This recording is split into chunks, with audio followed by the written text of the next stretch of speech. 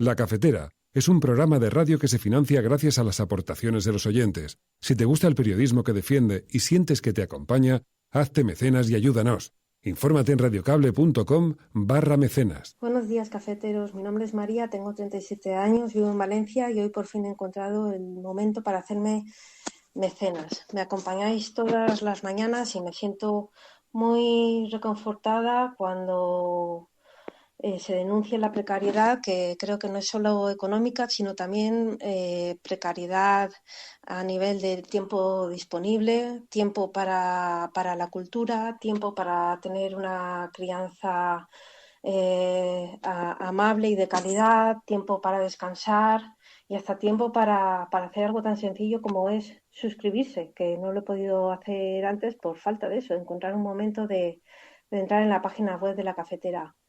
Os mando un abrazo muy fuerte, Resistencia desde Valencia, y espero poder seguir mucho tiempo con vosotros.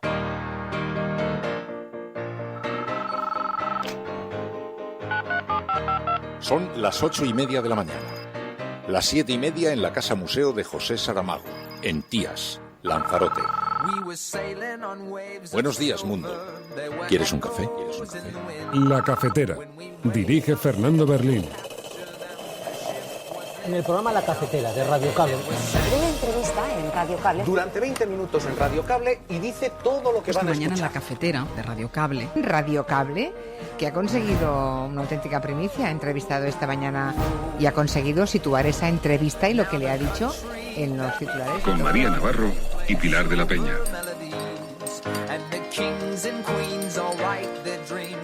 Look out there at this generation from millennials down to Generation Z. They've been through hell. They got out, they had 9/11, then they had the Great Recession that we inherited in our administration. Now they have this, and a lot of their plans got put on hold. They're graduating from school without graduations.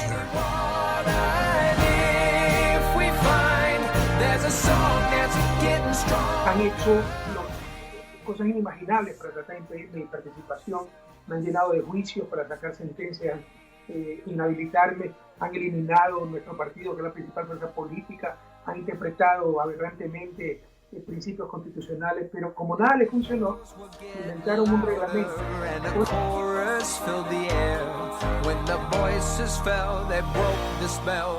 Hemos enfrentado la pandemia y vamos a salir de la crisis económica sin contratar deuda adicional y sin destinar dinero público a rescates, entre comillas, inmorales, es decir, a quienes no necesitan ser rescatados.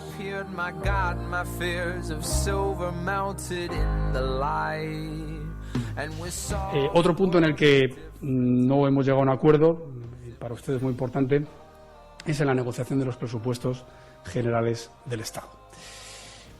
El PP es la oposición, la lidera, la alternativa. Nunca en España la oposición ha apoyado unos presupuestos, partidas concretas, pero no la ley general, y porque hay una suma alternativa, y además hay una suma alternativa en la que no son necesarios ni Bildu, ni CUP, ni Junts pel Cat, ni Esquerra. Les anuncio que he trasladado al presidente nuestra voluntad firme y real de sentarnos a negociar unos presupuestos que sean moderados, que sean sensatos, que incorporen correctamente la ayuda europea y, por último, pues que no tengan ideologías que sabemos que son contrarias a lo que necesita este país y que además no acaben repartiéndoselo entre Rufián, Otegi e Iglesias en un despacho, ¿no? Unos presupuestos que se van a fundamentar en el programa de gobierno que acordamos el Partido Socialista y Unidas Podemos, para ser viables y para ofrecer estabilidad a España, van a tener que construir una mayoría que se parezca lo más posible a la mayoría del Estado.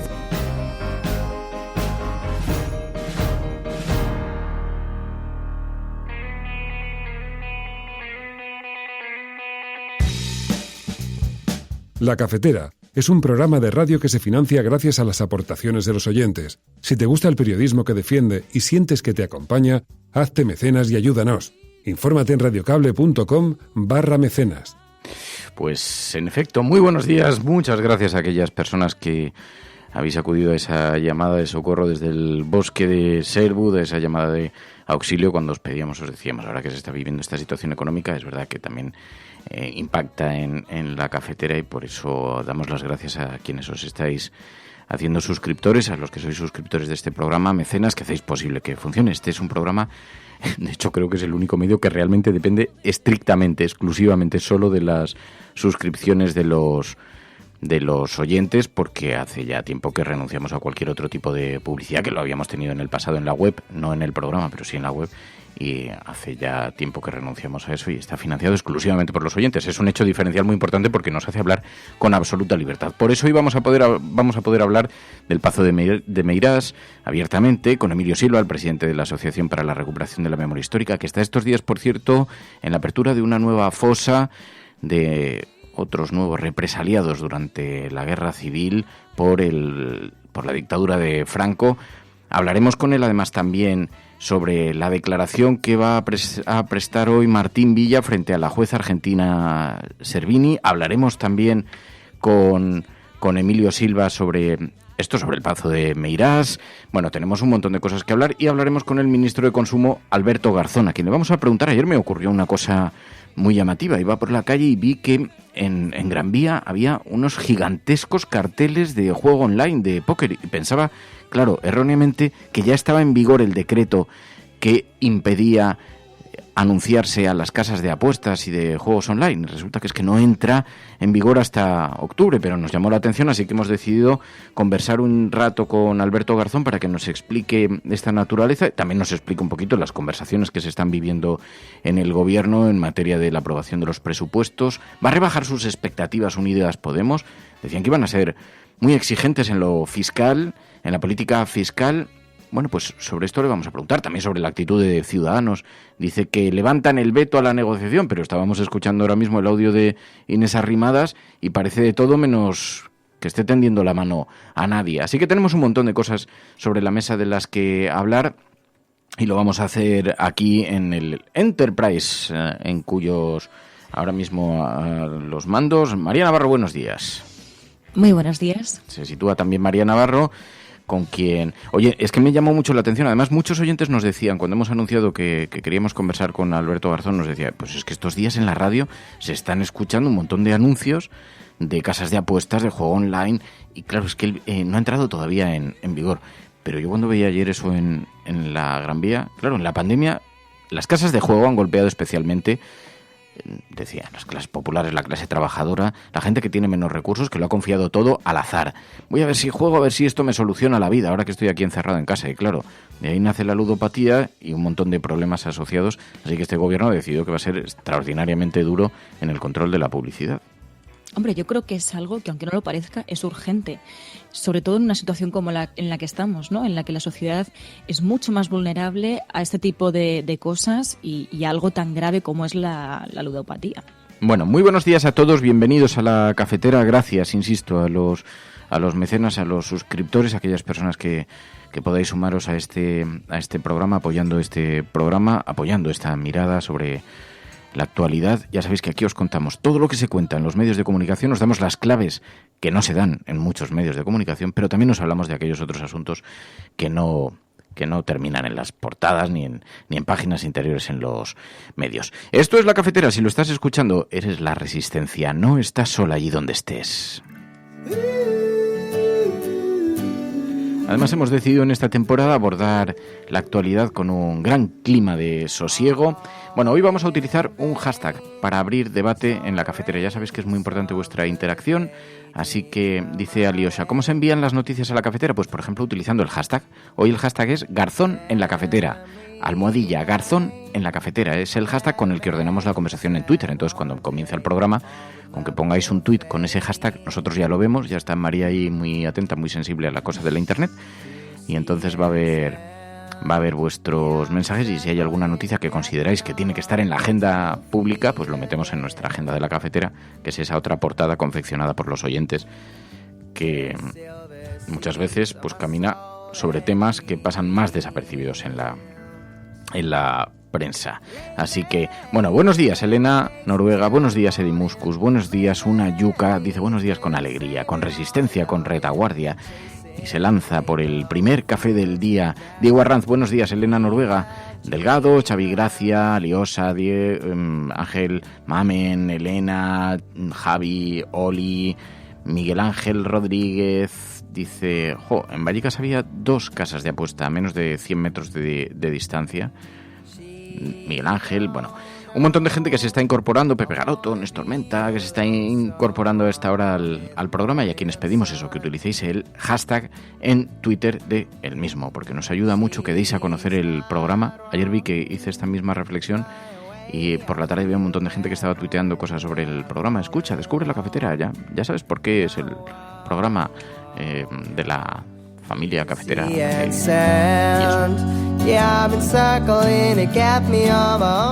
Bueno, y ya sabéis que comenzamos haciendo, este programa nació con la idea de convertirse en una suerte de lectura de la prensa compartida.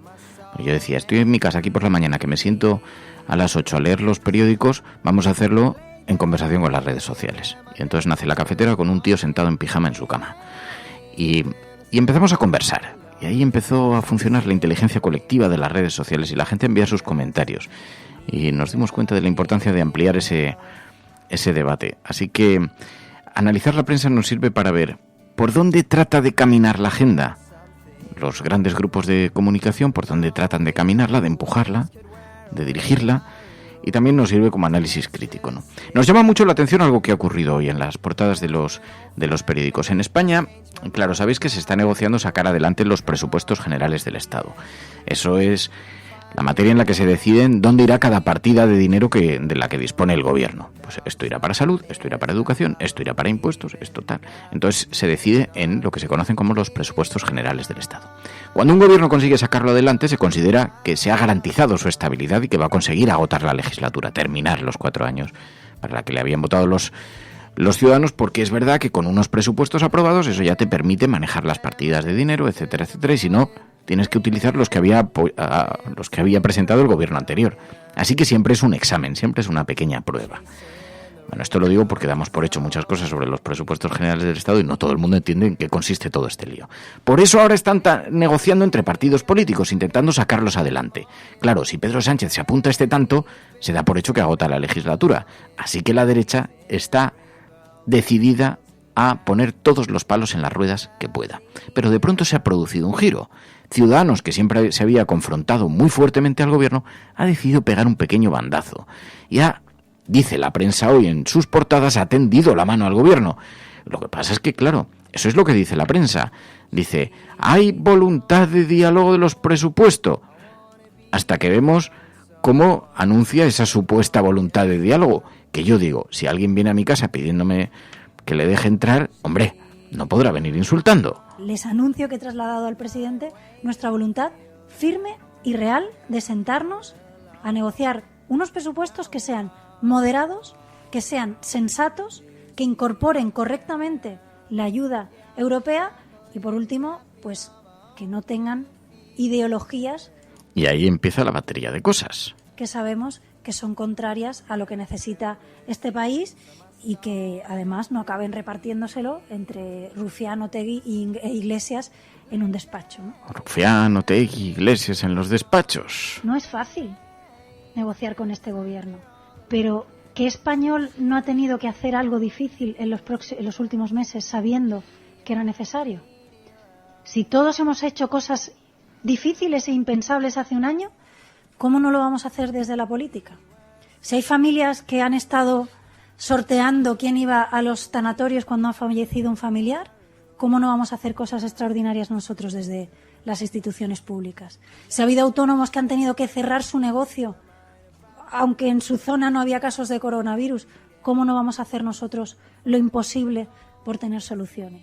Así que lo justificaban así, lo argumentaban así ante sus propios votantes. Pero Arrimadas se abre a negociar. Casado ahonda en el bloqueo, dice hoy el periódico El País en su portada. También en el ABC, acuerdos sí, pero presupuestos no. El Partido Popular, así es como explica el ABC, el periódico de la derecha, como explica el bloqueo del Partido Popular de la derecha a Pedro Sánchez. Aunque, eso sí, le propone la creación de una agencia nacional para la recuperación económica. Y el gobierno le acusa de practicar el frentismo, la bondad de Casado recibida con malas artes por Pedro Sánchez, según el periódico ABC. En el periódico El Mundo, Sánchez descalifica a Casado por no aceptar su trágala. El gobierno lo llama frentista y obstruccionista por negarse a pactar el Consejo General del Poder Judicial y los presupuestos con Podemos en el poder, dice el periódico El Mundo, otro periódico de la derecha en España. Claro, porque una cosa que ha ocurrido es que hay instituciones, altas instituciones del Estado, que están bloqueadas por la inacción del Partido Popular. Por ejemplo, el Consejo General de Poder Judicial, el órgano que dirige la política de la justicia, de los jueces. Pues tendría que ser renovado, pero no lo está siendo precisamente por los impedimentos del Partido Popular. Que las instituciones estén paradas por caprichos electoralistas es muy grave, muy serio. ¿Os imagináis? Lo defendía el otro día el presidente del gobierno, Sánchez, en la entrevista con Ángeles Barceló en la SER. ¿Os imagináis qué es lo que ocurriría? Vamos a ver, cada ciertos años hay que renovar esos órganos, de la misma manera que cada ciertos años hay que convocar elecciones. ¿Os imagináis que alguien impide la convocatoria electoral y prolonga un gobierno sine die por caprichos o por cálculos electorales? Pues estos electoralistas, esto es lo que está ocurriendo con el Consejo General del Poder Judicial y es muy, muy grave. Bueno, mientras tanto, Ciudadanos, decíais en el chat, mientras comenzábamos el programa, que a Ciudadanos goza de una gran capacidad, un gran altavoz, a pesar de la escasa representación parlamentaria que tiene. Pero como se ha convertido en decisivo, es verdad que no solamente tiene ese altavoz porque se han convertido en decisivo, porque Ciudadanos ha gozado de, decía Elena Noruega, menos altavoz a Ciudadanos que tienen 10 escaños al servicio de los ricos. Es como hacer caso a los negacionistas, que son una minoría, pero hacen mucho ruido. Pero es verdad que han contado con el beneplácito informativo, mediático de este país. Lo sabéis, Albert Rivera ha tenido una repercusión extraordinaria pese a la representación que tenía. Y luego las encuestas le dan una posición de salida formidable. Parecía que iba a ser la gran alternativa al Partido Popular. Muchos decíamos, están un poco infladas las expectativas. Aunque sea de forma empírica, uno iba preguntando y dices, hombre, no parece que vayan a obtener esos resultados, como así ha ido siendo, y, en fin, la historia ha colocado a Ciudadanos quizá en el lugar en el que tenía lógica que estuviera esa representación. Siempre han intentado ser un partido bisagra, decían, un partido que garantice la estabilidad, pero lo cierto es que eso ha sido el argumento, porque en la práctica lo que han hecho ha sido afianzar gobiernos conservadores, mayoritariamente. Lo hemos visto en Andalucía, lo hemos visto en Madrid. En fin, bueno, ahora eso sí, aparentemente tienden la mano, aunque cargado de indirectas, insinuaciones, insidias hacia el gobierno, pero tienden la mano. Mientras tanto, sí que es verdad, el debate está situado en el plano del gobierno. Ciudadanos ha mostrado voluntad de diálogo. Y dicen desde el gobierno, bueno, desde la crítica, por lo menos quiere remar en la misma dirección. Ciudadanos ha mostrado voluntad al diálogo, ha querido desde la crítica hacer una aportación constructiva, responsable, que permita realmente esa situación de despolitización que yo llamaba esta mañana, ella ha denominado tregua política, en definitiva, aparcar los intereses partidistas y ser capaces de anteponer el interés general de los ciudadanos con los retos tan importantes que tenemos por delante. Porque aquí hay una cuestión. Ciudadanos se abre a negociar los presupuestos. Es verdad que si salen adelante, bueno, pues Pedro Sánchez se apuntará un tanto político. Ciudadanos ya se cuidará de apuntarse a otros tantos políticos, es decir, hemos conseguido torcer el brazo en unas ciertas políticas, en esta y en esta y en esta y en esta. Pero es que estamos utilizando unos presupuestos del año 2018, los presupuestos prorrogados desde el año 2018. Es decir, estamos utilizando un cálculo que se hizo en un año, en un país, en un mundo que era radicalmente diferente. Con el mundo que tenemos hoy sobre la mesa, con las extraordinarios retos que tenemos por delante después de la pandemia, en la situación económica en la que se han quedado las finanzas del país, es obvio que es extraordinariamente urgente la aprobación de unos presupuestos, se conviertan o no en un aprobado político o en una buena estrategia electoralista para el gobierno. Pero esos presupuestos son más urgentes que nunca. Y lo que nos da la impresión desde este programa es de que no hay ninguna, absolutamente ninguna visión de Estado en la política española. Si hubiera una cierta visión de Estado, ya estaríamos todos remando en la misma dirección y trabajando ante uno de los retos más formidables que se han presentado a la sociedad española.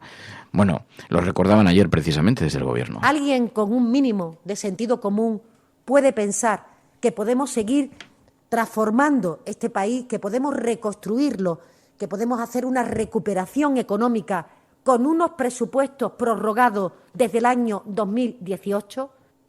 Ahora le vamos a preguntar a Alberto Garzón sobre este asunto, porque desde el Gobierno sí parece, desde las posiciones más progresistas del Gobierno, más de izquierdas, sí parece que están a favor de negociar los presupuestos con los partidos que permitieron la investidura, es decir, con independentistas, con nacionalistas.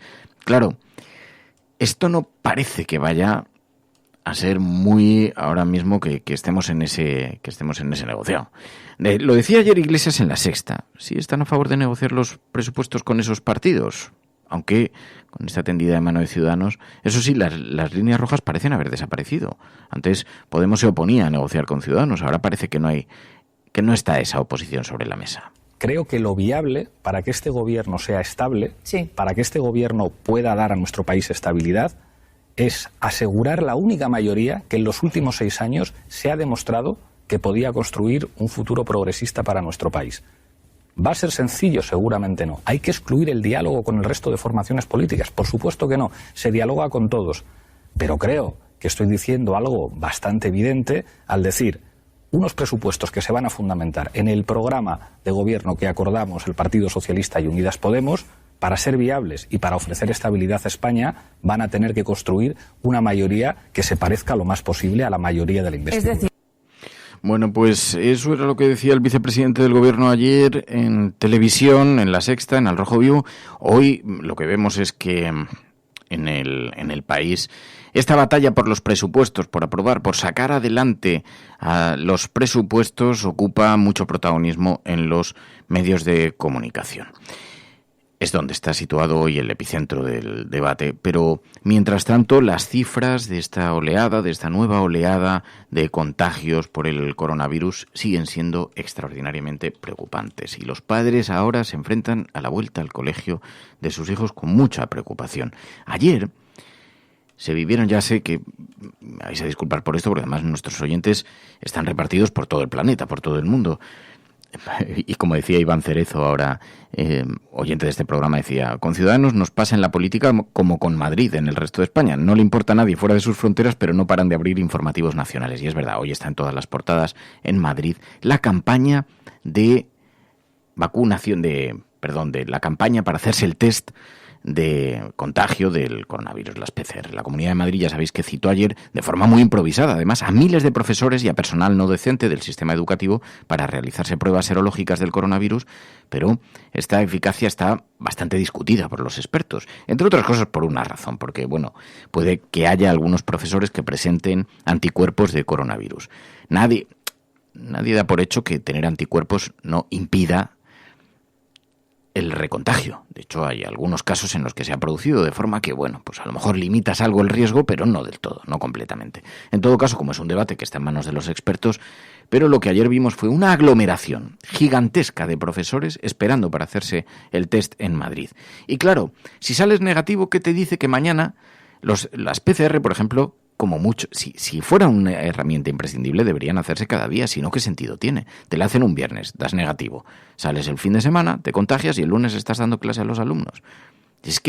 O te contagia un alumno, que es una cosa que tampoco vamos a descartar a estas alturas, conociendo como conocemos las dificultades que tienen los profesores en las aulas para garantizar las medidas porque no hay recursos suficientes. Bueno, pues ayer unas aglomeraciones, hoy está en las portadas de los periódicos, aunque en efecto es una noticia de Madrid, pero las imágenes son hasta en La Vanguardia. Caos en Madrid con los test a los profesores. Tenemos una Comunidad de Madrid dirigida por Isabel Díaz Ayuso que se ha convertido en todo un esperpento político. A última hora decidió ceder a la toma de estas pruebas a manos de empresas privadas. Esto ha provocado un aluvión de quejas, entre otras cosas, porque están manejando datos sanitarios, bueno, un montón de, en fin, unas compañías sobre las que pues no se puede ejercer ningún control democrático, pero o son mínimos. Pero mientras tanto, pues las colas, las aglomeraciones, toda la improvisación, que es de lo que está siendo acusado el gobierno regional, como está ocurriendo en otros gobiernos regionales. Han tenido que esperar, estamos a 2 de septiembre para iniciar estas pruebas, citar a todo el mundo simultáneamente. No han podido preverlo, no han podido anunciarlo, lo anunciaron a última hora, lo anunciaron de forma improvisada. Y han tenido que esperar hasta el último minuto para hacerlo. El caos es absoluto, las fotografías de portada son de lo más elocuente y la preocupación sobre la situación de España ha llegado incluso al New York Times, que hablaba ya abiertamente de la segunda ola que está atenazando a España. Se está propagando mucho más rápido en España que en cualquier otro lugar de Europa. Incluso el otro día en el Financial Times decían que Sánchez ahora ha arrojado el guante a las autonomías, pero lo cierto es que las autonomías habían pedido que se le devolvieran las competencias. Bueno, ayer en el New York Times, en la portada, la tasa de contagio española, decían, ya es de largo la mayor de Europa. Decían que hay menos preocupación, que los médicos en general creen que el país está mejor preparado que en marzo, porque se ha aprendido mucho sobre el virus, pero que en todo caso, bueno, el país ya fue uno de los más golpeados en primavera, tuvo uno de los confinamientos más estrictos del continente, pero también es verdad que España ha disfrutado de una de las reaperturas más rápidas y la vuelta a la vida nocturna y a las actividades en grupo, pues muy seguramente han contribuido al resurgir de la pandemia, como decía el New York Times.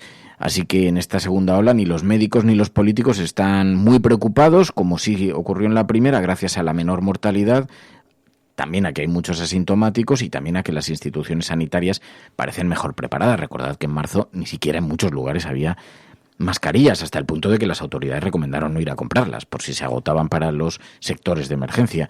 Pero nadie esperaba que esta segunda ola llegase tan pronto y ahora los epidemiólogos ni siquiera están seguros ni saben exactamente por qué ha sucedido como está sucediendo en España. Así que, en fin, parece que España está mejor preparada para luchar contra el virus, mejor preparada que en marzo, pero en todo caso la segunda ola ya está atenazando a España, según el New York Times. Así que mucha preocupación y también la política, pues observando con inquietud la manera en la que tenemos de luchar contra esto. Estás escuchando La Cafetera y si lo estás haciendo, eres la Resistencia, no estás sola. La Cafetera es un programa de radio que se financia gracias a las aportaciones de los oyentes. Si te gusta el periodismo que defiende y sientes que te acompaña, hazte mecenas y ayúdanos. Infórmate en radiocable.com/mecenas.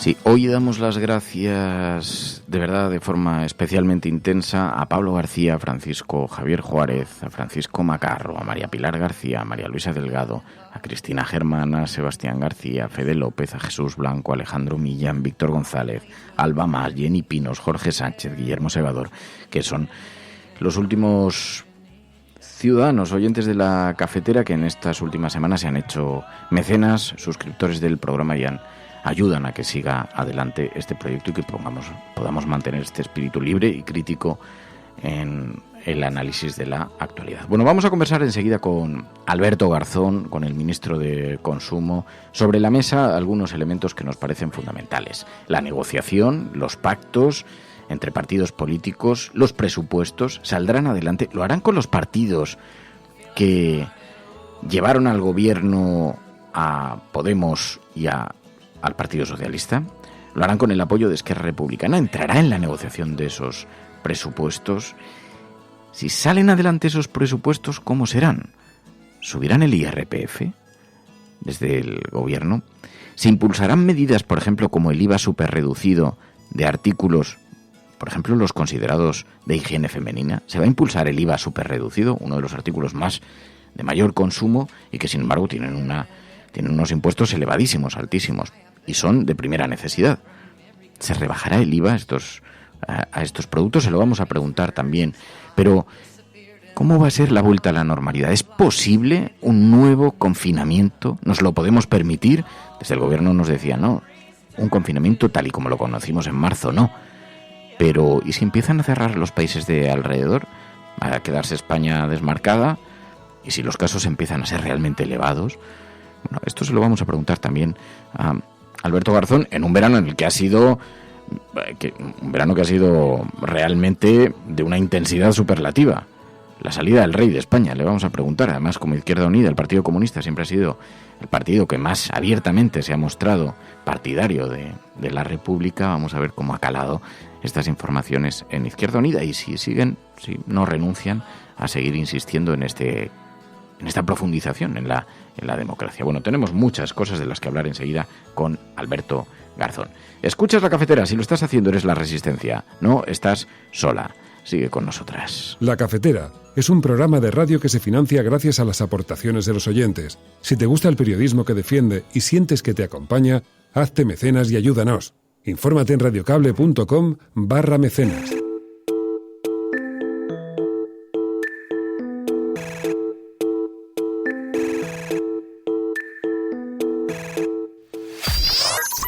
Estás escuchando La Cafetera. Alberto Garzón, muy buenos días. Hola, muy buenos días. Muchas gracias. Bueno, me vas a permitir que comencemos por los presupuestos, por las negociaciones sobre los mismos, los pactos. Esto está en las portadas hoy de todos los diarios. Estamos viendo cómo la prensa enfoca el bloqueo del Partido Popular. ¿Cómo lo explica esto?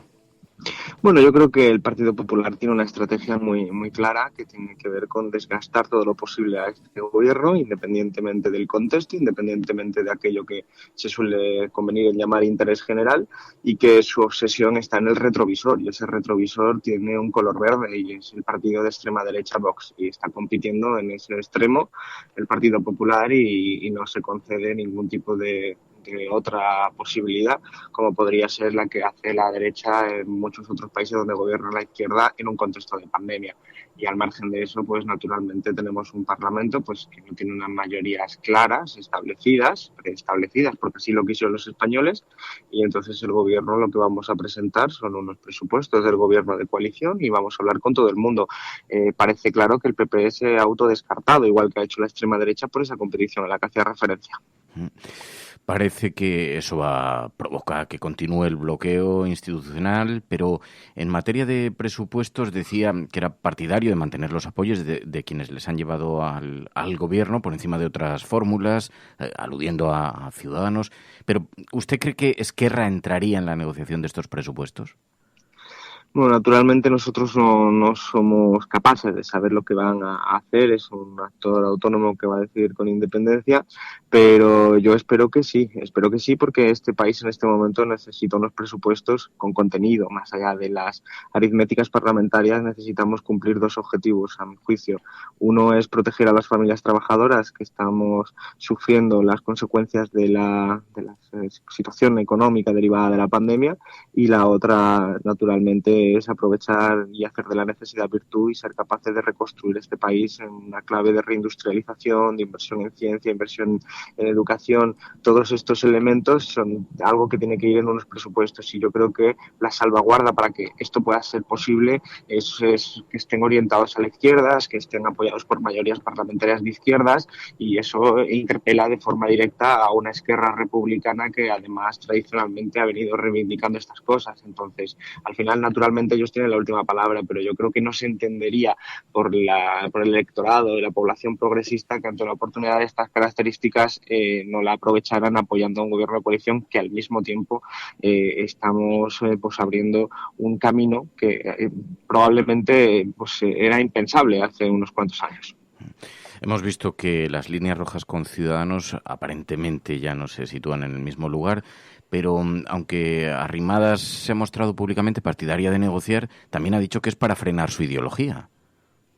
Bueno, es evidente que Ciudadanos es un proyecto que fracasó hace unos cuantos meses en su estrategia de competir con la extrema derecha. Eso llevó a la dimisión de su líder entonces, Albert Rivera, y están en un replanteamiento legítimo. Y en ese replanteamiento pues parece que no saben todavía, o no sabemos todavía el resto de la población en qué lugar van a acabar yo creo que lo razonable sería que fueran capaces de comprender que esto es un gobierno de coalición y que si se pactan unos presupuestos es con el gobierno de coalición, no con una parte del gobierno, sino con el gobierno entero. Y por lo tanto, naturalmente, ellos tienen unos intereses legítimos que tendrán que defender y en función de esa correlación de fuerzas, esa aritmética parlamentaria, pues tendremos que llegar a acuerdos. Yo creo que no hay ningún problema en hablar con nadie, por eso no se debe vetar a nadie en absoluto. Simplemente tenemos que ser capaces de entender que hay unos objetivos que este gobierno de coalición tiene y que si Ciudadanos pues se acerca, pues naturalmente nosotros le daremos la bienvenida, porque yo creo que es un proyecto en el que no sobra nadie, y a partir de ahí veremos lo que hace también una fuerza como Ciudadanos, que está replanteándose que quiere ser un poquito de mayor dentro de unos cuantos años. Ayer el vicepresidente Pablo Iglesias dijo en La Sexta que el proyecto de presupuestos va a incluir una revisión de la fiscalidad progresista. ¿Esto qué va a suponer? ¿Siguen peleando por una subida de impuestos, de IRPF para los presupuestos? Bueno, nosotros entendemos que hay que hacer valer el artículo 31 de nuestra Constitución, que dice que debe tener un sistema fiscal progresivo y que deben pagar más los que más tienen. Esto no ocurre en nuestro país. Hay un montón de lagunas que permiten que finalmente la gran carga del presupuesto, la gran carga fiscal, caiga sobre la mayoría de la población, la mayoría trabajadora, y que las grandes fortunas y las grandes empresas tienen mecanismos para no pagar. Esto hay que resolverlo. Hay que resolverlo en estos años, además, que es una oportunidad, y naturalmente yo creo que esto tiene que estar en nuestra hoja de ruta. Es además lo razonable, porque en la anterior crisis económica lo que vimos fue una respuesta de recortes a los servicios públicos, fue una respuesta de bajada de salarios, y lo que fue el resultado fue un incremento de la desigualdad que ahora mismo estamos comprobando que fue muy elevado, y ahora mismo lo que se le está pidiendo a esas grandes empresas y grandes fortunas que no salieron tan mal de la anterior crisis y que incluso en algunos casos hicieron nuevas fortunas, pues que ahora toca y corresponde una especie de sacrificio patriótico, un esfuerzo patriótico para poder contribuir a salir de esta situación y para poder hacer valer ese artículo de la Constitución. Así que habrá una subida de IRPF. Nosotros entendemos que está dentro de las posibilidades y además de los objetivos. Al menos desde Unidas Podemos es uno de nuestros objetivos. Naturalmente todo está a merced de las negociaciones y no se puede adelantar nada. Pues ya hemos comentado pues cuál es la aritmética, pero sin duda es un objetivo pues muy razonable, que además va en línea de lo que se ha estado comentando en la Unión Europea en los últimos años. Decían en el Confidencial que el Partido Socialista ha frenado el impuesto de lujo que planteaba Unidas Podemos en la negociación de los presupuestos, pero sí se estudia la aplicación del IVA superreducido del 4% a nuevos artículos, especialmente también a los considerados de higiene femenina. ¿Esto es así? Bueno, naturalmente una reforma fiscal tiene un abanico enorme de posibilidades y de medidas concretas. Yo creo que no son excluyentes en ningún caso. Son medidas que hay que ir valorando si van encajando y luego si políticamente son factibles, es decir, si cuentan con el apoyo parlamentario suficiente. Hay que entender que desde una óptica de izquierda siempre se va a preferir, al menos por mi parte, ser capaces de incrementar el peso que tienen los impuestos directos antes que hacerlo el de los indirectos. Naturalmente, los indirectos también, como es el de la higiene femenina, pues hay muchas cosas que hay que resolver y que están en nuestro programa electoral. Pero en sentido, digamos, de abstracción, hay que entender que los impuestos directos se pagan en función de la renta y por lo tanto pagan más quienes más tienen, y los impuestos indirectos los pagamos igual tanto una familia pobre como una familia rica, y entonces esto tiene un elemento regresivo. En cualquier caso, es un abanico de posibilidades que hay que explorar. Lo importante es entender que, naturalmente, la reforma fiscal tiene que tener un objetivo. Ese objetivo es acabar la desigualdad, ese objetivo es reforzar el sistema público, y eso tiene que ser acompañado con una reindustrialización en un sentido amplio. Significa, bueno, cambiar la estructura productiva, ser capaces de invertir más en ciencia, en innovación y desarrollo, porque eso te permite generar mayor valor añadido y te permite pues ser más rico como sociedad, y esto es una cosa que va pareja. Bueno, sobre la vuelta a la normalidad tras las vacaciones, he leído también que decía que no descartaba un nuevo confinamiento, aunque coordinado con las comunidades autónomas, pero nadie sabe. Efectivamente, el escenario es muy, muy incierto si habrá o no, pero también se nos había dicho mucho, este país no se puede permitir otro. ¿Es posible? Pues ¿nos lo podemos permitir? ¿Se podría volver a cerrar el país? Igual no en la misma dimensión, pero de forma similar. Naturalmente nadie quiere, nadie lo desea y todo el mundo sabe que solo genera perjuicios desde el punto de vista económico, pero esto está más a disposición de los análisis de los científicos, porque al final lo que hay que hacer es preservar la salud pública. Esto es lo que hemos hecho desde el principio de la pandemia, entender que estamos ante un adversario que mata, es un adversario que mata y además pues todavía la ciencia no ha averiguado cuál es la fórmula exacta por la que mata, es decir, no sabemos cómo se transmite con precisión, no sabemos cuál es su propia naturaleza.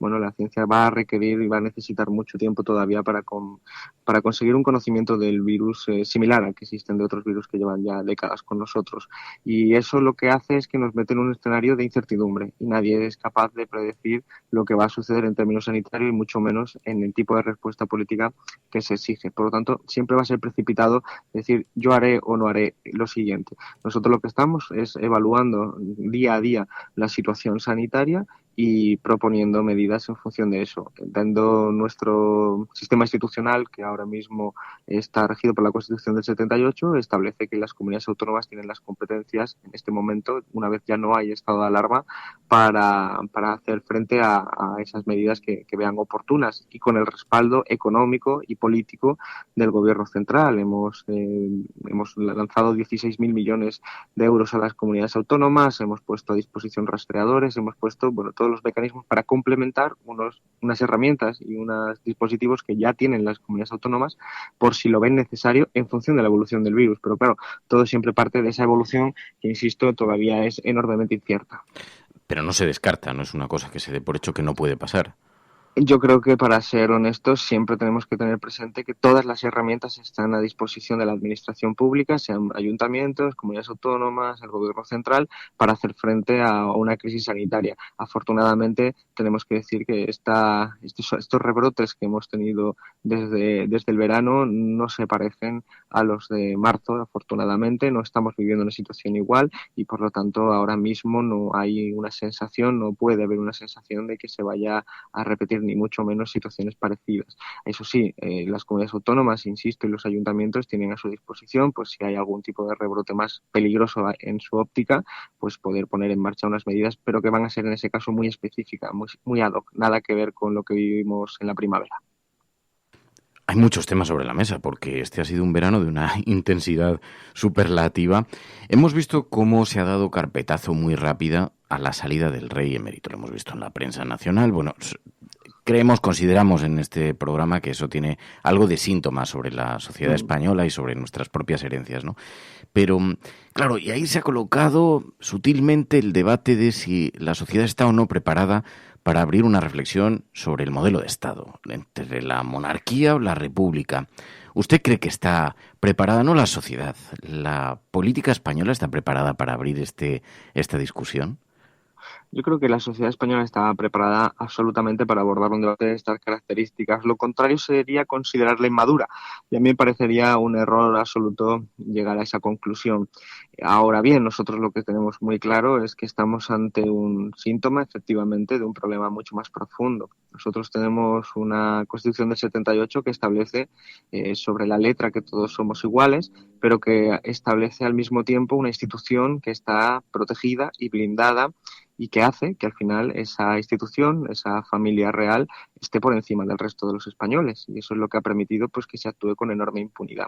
Muchas de las cosas que están saliendo ahora ya con pruebas, que ya no son solo indicios, sino que son pruebas que han hecho que, de hecho, el propio ciudadano Juan Carlos de Borbón se marche del país, por lo tanto dando validez a esas acusaciones de alguna manera, se conocían hace décadas. Es decir, muchas de esas cosas se conocían hace décadas en este país, y algunos periodistas valientes lo habían publicado, que existían esos indicios y que debía investigarse. El problema es que a partir de eso, en cualquier país democrático tienes suficiente para que se haga una investigación política en el Parlamento, para poder llevarlo a los tribunales, en fin, para depurar las responsabilidades que proceda. En nuestro país, por las razones históricas que todos conocemos, esa institución está tan blindada que, a pesar de que se conocieran esos hechos hace más de 10 años, no había mecanismos para resolverlos. No había posibilidad de llevarlo a los tribunales a esa familia porque está blindada, no había posibilidad de hacer una investigación política. Yo, como diputado diputado desde el año 2011 he elaborado muchas preguntas sobre cosas muy concretas que nos afectan a todos. Es decir, el señor Borbón se va con una serie de empresarios a Arabia Saudí en un avión público pagado por nuestro dinero público. Quiero saber quiénes son esos empresarios. Y no me podían responder porque en el reglamento de la Cámara del Congreso de los Diputados están prohibido todo tipo de preguntas sobre la Casa Real. Entonces, un diputado electo, es decir, elegido por el pueblo en una democracia, no puede acceder a información que se paga con dinero público, de un acto que se paga con dinero público, ejecutada por alguien que no ha sido votado. Esto es una anomalía democrática que genera incentivos a que efectivamente esta persona pudiera haber hecho lo que le diera la gana, porque al final no tiene responsabilidad ninguna. Y esto es una anomalía que yo creo que tenemos ya la madurez suficiente para resolverla, para hacer las reformas institucionales que correspondan para que efectivamente esto no pueda pasar. Porque no se trata de si es buena o mala persona. Yo no entro en valoraciones morales, hablo de instituciones. Y es que si tú tienes una reglamentación y una institución que permite que eso suceda, eso hay que resolverlo, porque yo de verdad vengo de una tradición política en la que muchas veces se ha puesto demasiado el acento en la bondad del ser humano, y yo creo que no hay que ir por ese tipo de debate, sino instituciones que permitan que incluso la persona más buena del mundo no pueda hacer ese tipo de cosas, porque en fin, cualquiera se puede transformar y eso es algo que se puede corregir con instituciones adecuadas. Por eso, naturalmente, yo soy republicano y no monárquico, porque creo que en una república es mucho más fácil controlar y depurar eso, porque al final la democracia alcanzaría a todos los elementos de la sociedad y no dejaría ningún agujero negro. Déjeme por último que le haga una pregunta sobre su ministerio, porque cuando hemos anunciado que íbamos a conversar con Alberto Garzón, numerosos oyentes se han dirigido a nosotros diciendo que en los últimos días se observa, se escucha un incremento de la publicidad del juego, de las apuestas, de los casinos, de apuestas online. Ayer mismo yo iba caminando por Gran Vía y en uno de los edificios habían colocado una pancarta gigante anunciando no sé qué suerte de empresa de póker o de juego, algo similar. Claro, el nuevo decreto de publicidad del juego entra en vigor en octubre, todavía no está vigente, pero ¿es posible que esta situación tan excepcional de la pandemia les pueda hacer rebajar los planes para algunos sectores como el del juego, las apuestas? No, lo que estamos viendo en estos momentos es básicamente los extertores de un modelo. Por eso, bueno, pues hay seguramente en términos financieros unas cantidades previstas para final de año por parte de las empresas que están, digamos, lanzándolas rápidamente, y por eso se puede percibir un incremento de la publicidad, porque saben, todas estas empresas anticipan que este tipo de publicidad estará prohibida inmediatamente. En octubre es cuando tenemos previsto que vaya a Consejo de Ministros y que se apruebe finalmente, y a partir de ahí nosotros lo tenemos muy claro. El sistema de publicidad de las casas de apuestas y de los juegos de azar de estas características pues no va a poder publicitarse en ningún soporte, en ninguna hora, a excepción de la 1 a las 5 de la mañana en algún tipo de soporte. Pero esto es una especie de salto enorme, gigantesco de la publicidad, y la mayor parte de la publicidad, la inmensa mayoría, el 99% de la publicidad que se ve hoy en día, pues va a dejar de hacerse, incluyendo aquellos patrocinios que tienen que ver con las camisetas de equipos de fútbol, por ejemplo, o de otros equipos deportivos que, bueno, generan una referencia muy importante para la sociedad, especialmente para la gente joven, y les puede llevar por un camino que lleve a un consumo compulsivo y después a los problemas sociales y económicos que bien conocemos. Naturalmente hay mucha oposición a esto que estamos haciendo, hay mucha oposición de gente muy poderosa, de gente que tiene, bueno, es un negocio que gestiona mucho dinero, pero nosotros estamos plenamente determinados y podemos garantizar que ni siquiera en este contexto de pandemia va a haber cambios sustanciales. De hecho, el contexto de pandemia nos anima a hacerlo de forma más acelerada, debido a que, bueno, cuando estuvo el confinamiento puesto en marcha se manifestó un incremento importante del consumo de los juegos de azar, especialmente de aquellos que no tienen que ver con apuestas deportivas, por razones evidentes, pero que son el bingo, el póker, etcétera, y que afectaban más con mucha probabilidad a los barrios más pobres, a los barrios pues en los que es más fácil que cale el mensaje de, bueno, si tu situación económica es mala, si tu situación laboral es mala, quizás en un solo día, en un solo clic puedes resolverlo. Ese mensaje es mucho más fácil que cale en las familias trabajadoras que en aquellas familias acomodadas. Y por eso, pues la propia pandemia nos anima, nos impulsa a que esto no dé marcha atrás, a pesar de, naturalmente, los obstáculos que todo el mundo se puede imaginar. Pues Alberto Garzón, le agradezco mucho en nombre de los oyentes que haya atendido esta llamada. Muy buenos días y mucha suerte. Muchísimas gracias, buenos días. La Cafetera, es un programa de radio que se financia gracias a las aportaciones de los oyentes. Si te gusta el periodismo que defiende y sientes que te acompaña, hazte mecenas y ayúdanos. Infórmate en radiocable.com/mecenas. Españoles. Franco ha muerto. Por cierto, aquí ha habido una masacre, cambio. Oye, pero de verdad una masacre, ¿eh?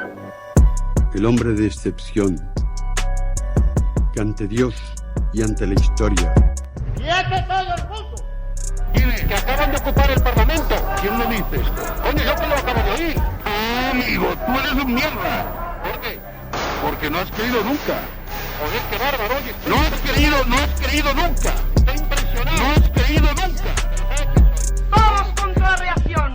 Todos contra el fascismo. Confirmo que he ordenado a las autoridades civiles y a la Junta de Jefes de Estado Mayor que tomen todas las medidas necesarias para mantener el orden constitucional. Es que creo que nosotros estamos para mirar al futuro, para encargarnos de los problemas de las personas, de los vivos y para dejar a los muertos que descansen en paz. Oír a un cura decir rojo asesino, todos los rojos son unos asesinos, y saber que mi padre era rojo y que lo habían matado. Es por el bien de todos los infelices que han muerto por tráfico. Las grandes, las olas de ciertas llanuras, galopa caballo. El mensaje de la patria eterna que dice a todos sus hijos: paz, piedad y perdón. Estás escuchando La Cafetera. Estás escuchando La Cafetera en el día jueves. Ya sabéis que los jueves abrimos una página para mirar hacia la historia, para mirar al pasado, para tratar de explicar de dónde venimos y tratar de comprender mejor dónde estamos y a dónde vamos. Pero es que además esta semana, y siempre hablamos lo hacemos de la mano de Emilio Silva, el presidente de la Asociación para la Recuperación de la Memoria Histórica, pero es que tenemos algunos asuntos sobre la mesa. El Pazo de Meirás será devuelto a los ciudadanos. La familia Franco usurpó unos bienes que ahora, según la justicia, deben ser devueltos a la ciudadanía. Pero es que además tenemos a el exministro Martín Villa, que hoy va a tener que testificar ante la juez María Servini, argentina, por delitos de homicidio agravado. En fin, tenemos algunas noticias relacionadas con la memoria histórica sobre la mesa. Emilio Silva, muy buenos días. Muy buenos días.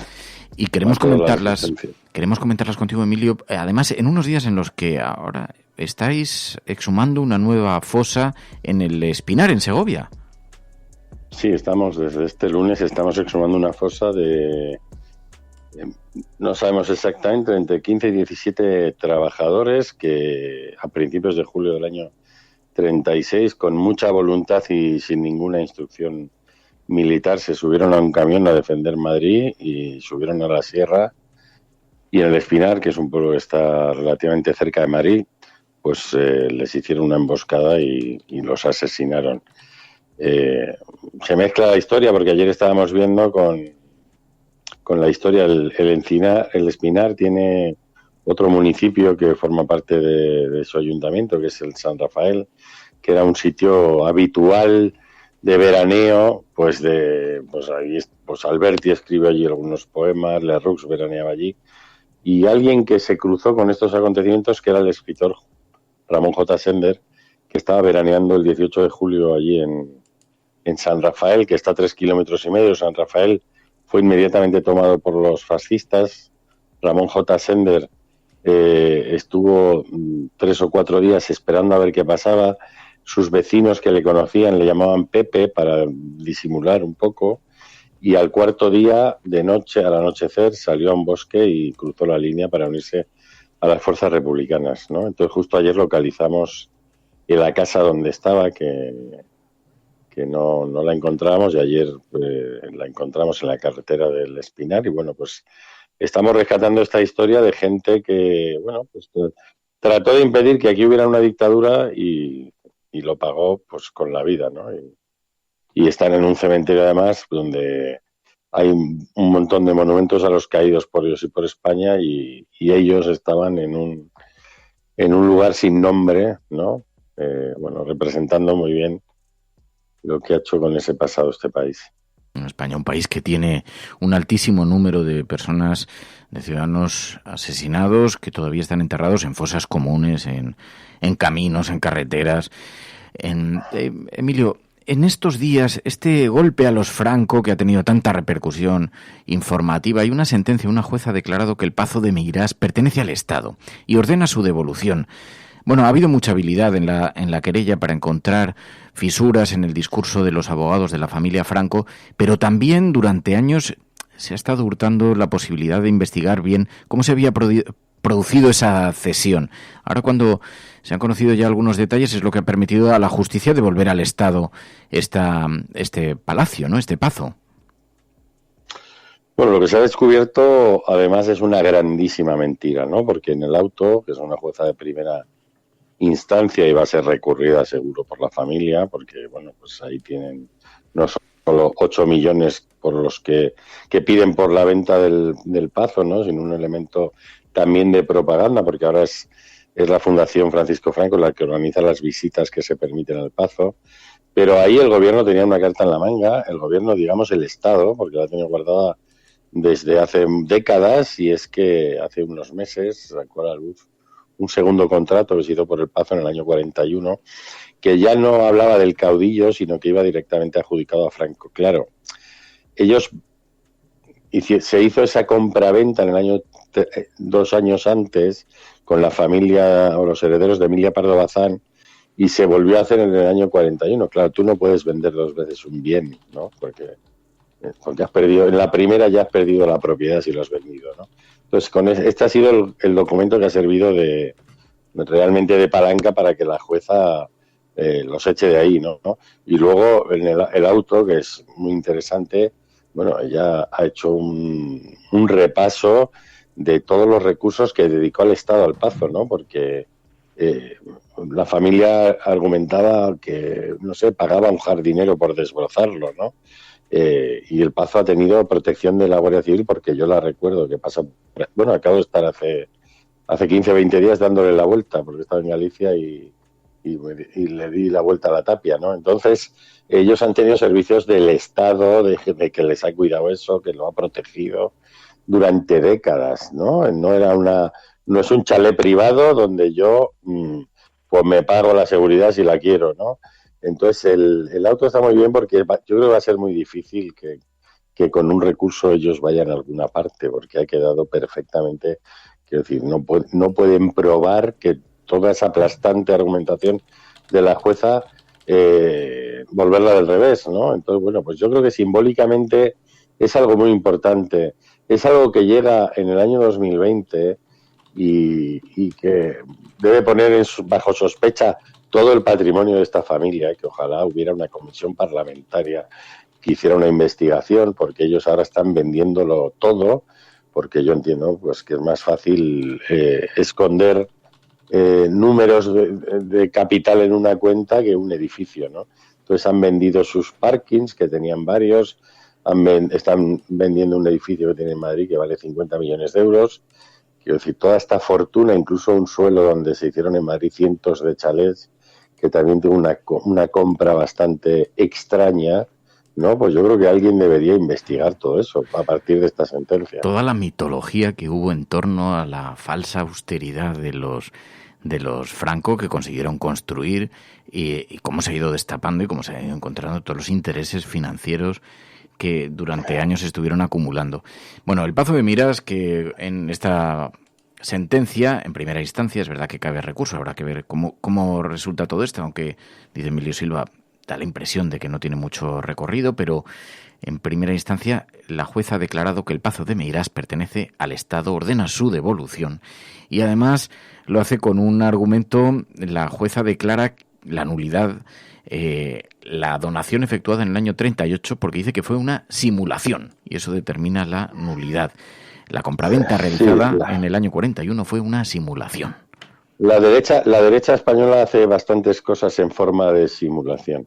Sí, nos encontramos mucho. Bueno, hoy tenemos una sesión judicial.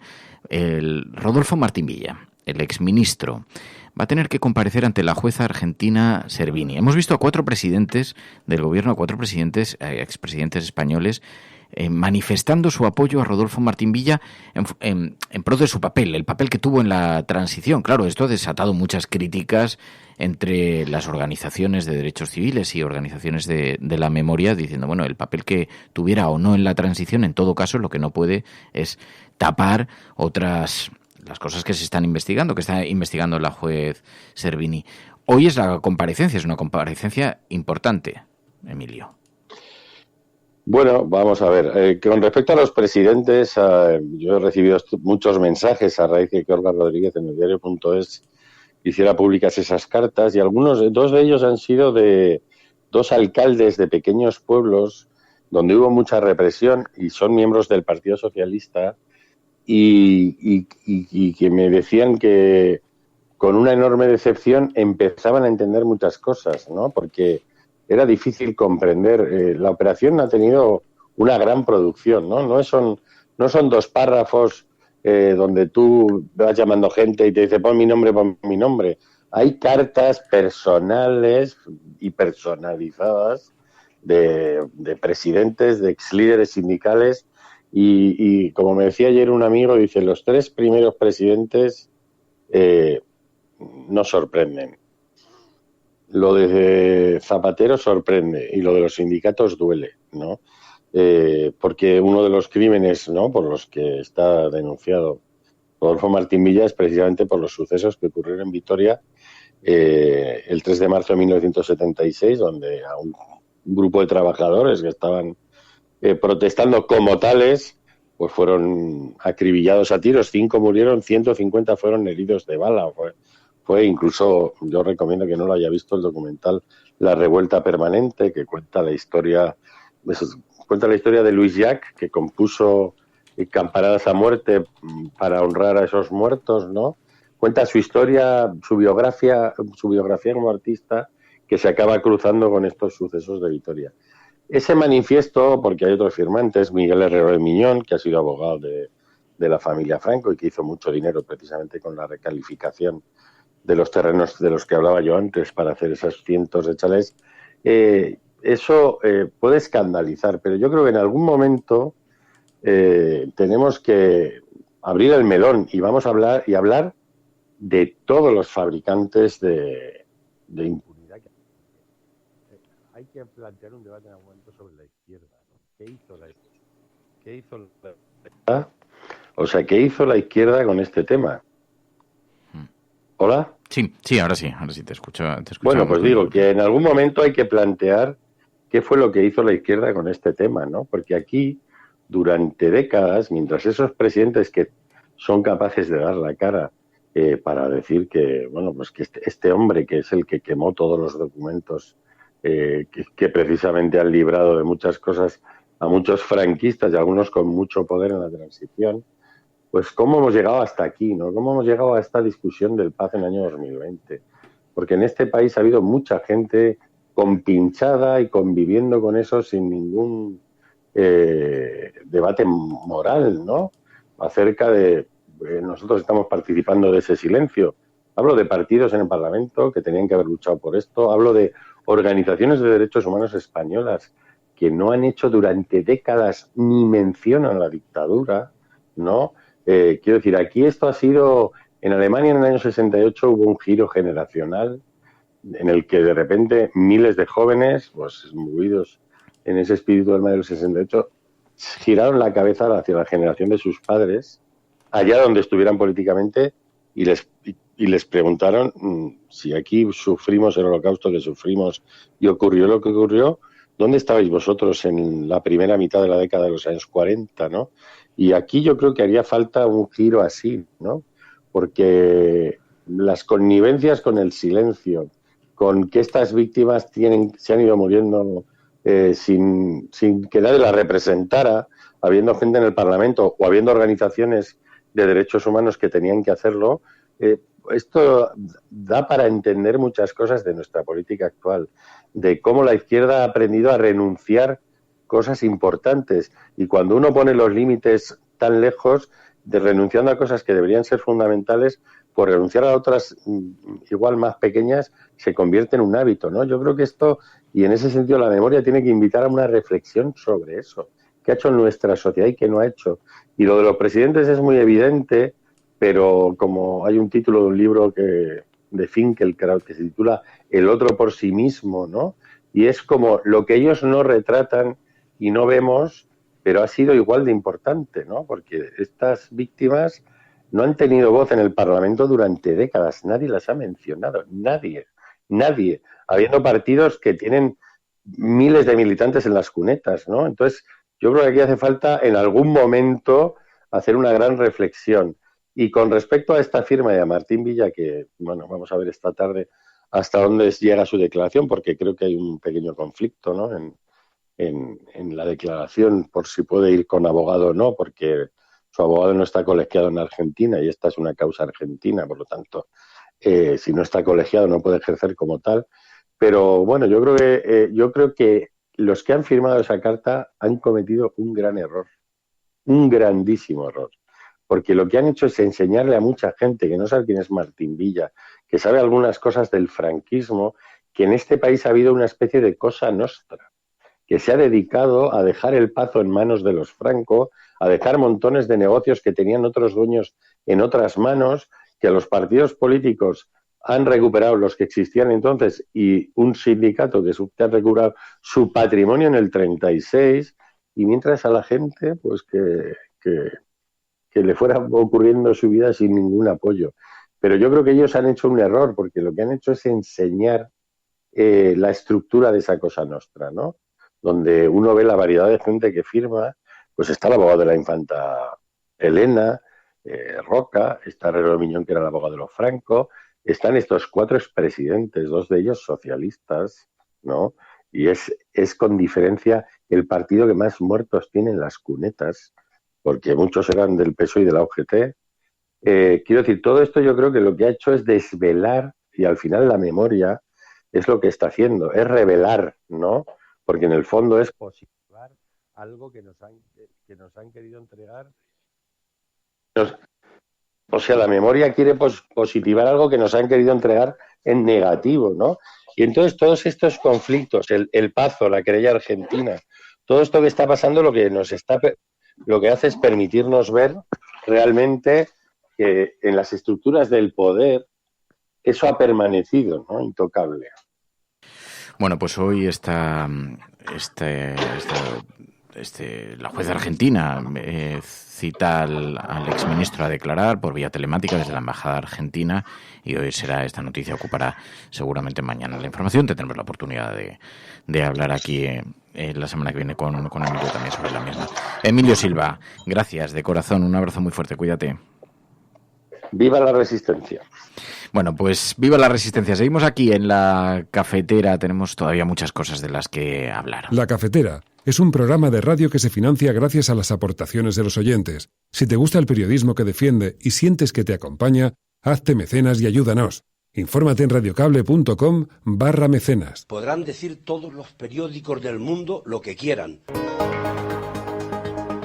Secessionist parties in Catalonia have wasted no time following the reconvening. Vamos a esta hora con información de último minuto. A esta hora en España, el ex vicepresidente del gobierno... En España finaliza el recuento de votos en los comicios municipales y autonómicos con una participación del... En las últimas semanas hemos podido comprobar cómo los medios de comunicación internacionales... Imagínense cualquier lector de la prensa extranjera que descubre que al que se propone para el Banco Mundial... A Spanish nurse who helped treat 2 Ebola victims in Madrid has tested positive for the disease herself. Spain announced that a nurse is the latest to be diagnosed. Bueno, pues el capítulo internacional también está lleno de informaciones. Por cierto, luego en la sobremesa de La Cafetera, ya sabéis que aprovechamos ese ratito para apartar las portadas de los periódicos y para quedarnos aquí conversando. Os voy a proponer un asunto para que debatamos, y si queréis participar, ya sabéis que podéis hacerlo a través de el hashtag del programa en Twitter, @Garzón en La Cafetera, o también a través del teléfono móvil. Tenemos un WhatsApp con un número de teléfono, el 627-002-002, y solo tenéis que dejar ahí una nota de audio, dais al microfonito y habláis, y nos dais vuestra opinión sobre el siguiente asunto. Resulta que HBO la plataforma de televisión, HBO, ha lanzado una serie sobre Patria, el libro de Fernando Aramburu, que es un libro muy exitoso, que recibió unas críticas muy elogiosas mayoritariamente, y han hecho una serie de televisión sobre esto. Habla del terrorismo de la banda ETA. Y entonces han hecho un cartel de publicidad, un cartel promocional, un póster promocional que está colgado en algunas calles en la ciudad, por ejemplo en la Gran Vía madrileña, que está llena de carteles de cosas sorprendentes. Y en este cartel ha sido acusado de equidistante, porque se ve la imagen de alguien que a todas luces es alguien que ha sufrido un atentado, abrazado por su mujer, bajo la lluvia, y también frente a la imagen de alguien que aparentemente está siendo objeto de tortura, parecen dependencias policiales. Entonces el hecho de comparar, de colocar estas dos imágenes ha provocado un gran debate en las redes sociales. La gente ha dicho que era equidistante y ha hecho que se pronuncie hasta el propio Fernando Aramburu. Luego os lo vamos a contar bien. A ver qué os parece a vosotros esta historia, a ver qué os parece a vosotros el asunto de la equidistancia, a ver qué os parece el relato final sobre la desaparición de la banda terrorista ETA o la propia banda terrorista ETA, sobre el dolor, el sufrimiento. En fin, vamos a hablar de eso. Y os pedimos vuestra participación. Lo haremos después en la sobremesa cafetera. Pero antes, hay muchas noticias en el panorama internacional. Pilar de la Peña, muy buenos días. Buenos días. Muchas noticias, por ejemplo, que involucran a Venezuela. Hemos visto que estaba en las portadas de los periódicos. Hemos visto que, eso sí, para lo simbólico de las informaciones que se han dado a conocer han ocupado muy poquito espacio. Resulta que hay elecciones en Venezuela dentro de unas semanas, antes de Navidad. En diciembre. En diciembre. Y con esta razón, para tratar de incorporar a la oposición, el gobierno de Venezuela ha indultado a algunos políticos de la oposición. Ha habido movimientos que toda la prensa atribuye a esto, a las elecciones, al calendario electoral, y dicen, bueno, esto es para facilitar la incorporación de los partidos de la oposición a esa convocatoria electoral. Es una noticia bastante destacada, no ha tenido una gran repercusión dentro de la importancia que tiene para la vida política en Latinoamérica, especialmente en Venezuela, ¿no? Pues en realidad, más que algunos políticos, es a un gran número. Son más de 100 las figuras de la oposición que han sido indultados por Nicolás Maduro. Algunos estaban encarcelados, otros exiliados, en fin, o imputados. Entonces, sí que es un indulto bastante significativo. 100 figuras de la oposición. A principios de semana, Nicolás Maduro anunció esta medida y realmente, bueno, pues pilló un poquito por sorpresa a buena parte de los analistas que muchos de los críticos señalaron que era un intento de legitimar unas elecciones que desde parte de la oposición venezolana se intenta boicotear, ¿no? Son unas elecciones a la Asamblea Nacional, son elecciones legislativas que de hecho son las elecciones que anteriormente permitieron a la oposición tomar el control de la Asamblea Nacional. En este sentido, pues Nicolás Maduro está intentando pues volver a poner el balón sobre el terreno de juego democrático con unas elecciones que en cierta forma es lo que se le estaba pidiendo, ¿no? Y de ahí este indulto. Lo que sí es verdad es que no ha tenido una excesiva repercusión. Sí está provocando reacciones y sí está provocando incluso alguna pequeña división dentro del bando de la oposición en Venezuela, ¿no? Curiosamente, entre los indultados en principio no estaba Enrique Capriles, que fue uno de los candidatos que precisamente se enfrentó a Hugo Chávez en anteriores elecciones. En este indulto no estaba, pero ha tomado cierto protagonismo y, por ejemplo, acaba de tomar la iniciativa y de llamar a participar en las elecciones parlamentarias, ¿no? Se ha desmarcado un poquito de la postura de Juan Guaidó, que sigue siendo partidario de boicotear y que bueno, que incluso después del indulto, pues de esta parte de la oposición venezolana sigue acusando a Maduro de no ofrecer garantías, pero es verdad que sí se están produciendo cambios. De hecho, el propio gobierno de Venezuela ha invitado por carta a la ONU y a la Unión Europea que sean observadores en estas elecciones, y el propio Capriles parece que ha habido también algún acercamiento a Turquía para también ejercer como observador internacional, y claramente parece un intento pues de intentar volver a dirimir el conflicto a través del diálogo y sobre todo a través de unas elecciones generales. Ya os digo que ha pillado a una parte de la oposición venezolana con el pie cambiado, y desde luego de momento desde el entorno de Juan Guaidó se mantiene esa línea de boicot, pero se empiezan a ver cambios en Venezuela que podrían ser significativos. Bueno, pues el mundo está observando cómo serán esas elecciones, habrá observadores internacionales, en qué forma estará presente la oposición. Y mientras tanto también, si movemos el satélite y observamos las imágenes, los epicentros informativos, aquellas noticias internacionales que merecen ser destacadas, tenemos que irnos hasta Alemania. Sabéis que allí se fue recibido el opositor ruso que había sufrido aparentemente un envenenamiento. Había muchas sospechas de que parecía estar sufriendo los mismos síntomas que sufrían otros opositores cuando se enfrentaban al omnipotente gobierno ruso, y ahora Alemania ha dicho que fue envenenado con Novichok, que es un agente nervioso que en otras ocasiones también ha sido, dicen, denunciado como uno de los recursos que utilizan los servicios secretos de Rusia para luchar contra opositores. Está en el foco de toda la prensa internacional, Pilar.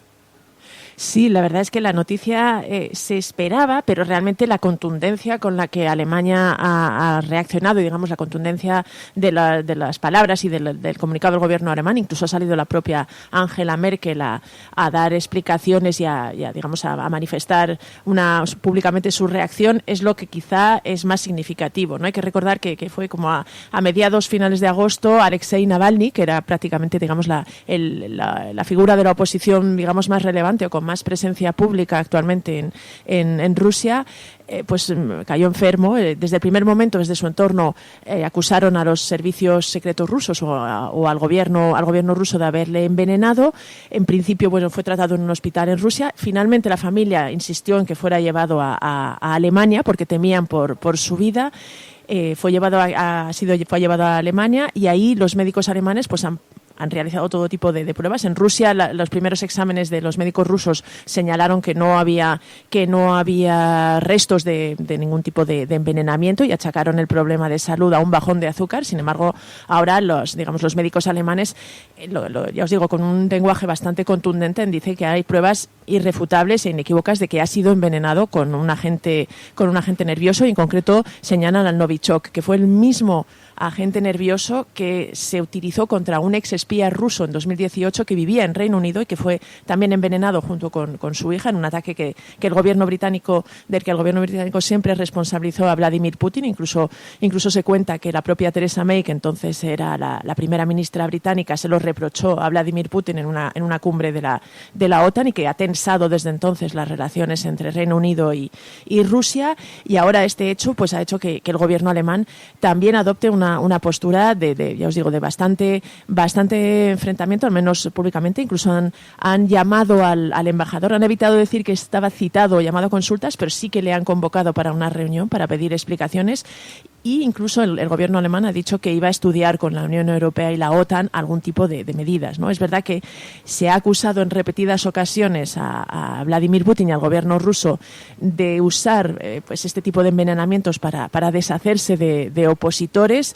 En este caso ha llamado la atención que vuelva a suceder, y vamos a ver qué consecuencias da. Pero realmente Rusia pues podría encontrarse con otro rechazo o con otro país de cierta importancia que digamos que plantea estas desavenencias públicamente. Es verdad que además Alemania, recordaban algunos corresponsales, tiene también una relación de dependencia con Rusia por el gas, pero es verdad que este caso ha llamado muchísimo la atención, ha causado una gran indignación en la comunidad internacional, y bueno, vamos a ver a dónde nos lleva, pero ya os digo que es bastante relevante sobre todo la virulencia y el lenguaje con el que están reaccionando desde Alemania. Según el periódico La Razón, las sospechas recaen sobre Putin. El opositor Navalny fue víctima de un atentado con gas nervioso, dice el periódico La Razón. También Navalny fue envenenado en Rusia con un agente nervioso, dice el periódico El País. Hoy en su portada, así lo denunció ayer el gobierno alemán a partir de los análisis a los que fue sometido Navalny, hospitalizado en Berlín ahora. Dice que fue utilizado también este gas en otros casos, y Merkel ha pedido a Rusia explicaciones. Hoy portada también del periódico el país. Bueno, Merkel ha hablado incluso de intento de asesinato, que realmente es bastante contundente. Es una acusación muy contundente, en efecto. Bueno, seguimos aquí en la cafetera. También hay otros asuntos en el panorama internacional. Escuchábamos, por ejemplo, desde Ecuador, la denuncia de Rafael Correa. Respondía: el Consejo Electoral ha vetado su candidatura. Sabéis que Rafael Correa aspiraba a ser vicepresidente. Pues el Consejo Electoral del gobierno golpista actual lo ha vetado. Y hemos escuchado a Rafael Correa. Han hecho cosas inimaginables para tratar de impedir mi participación. Me han llenado de juicios para sacar sentencias, inhabilitarme. Han eliminado nuestro partido, que es la principal fuerza política. Han interpretado aberrantemente principios constitucionales, pero como nada les funcionó, se inventaron un reglamento. Pone como requisito, no obstante la proclamación de aceptación de precandidatura. Acá ponen que es expresa, indelegable y personalísima. Le hago una corrección.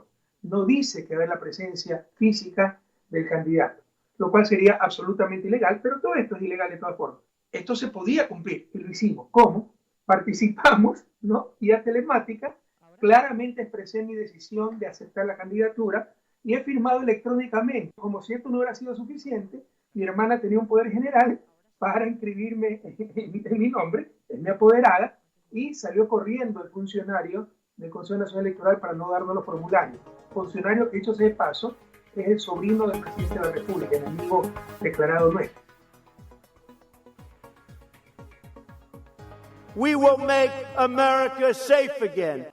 Ante Dios Todopoderoso, Venezuela. Por ahí hay un payaso. Lo primero que tiene que hacer o tenía que hacer es convocar a elecciones. Esas caritas del domingo. Lo que vamos a disfrutar el domingo con los progres. Me taché a Podemos de populista.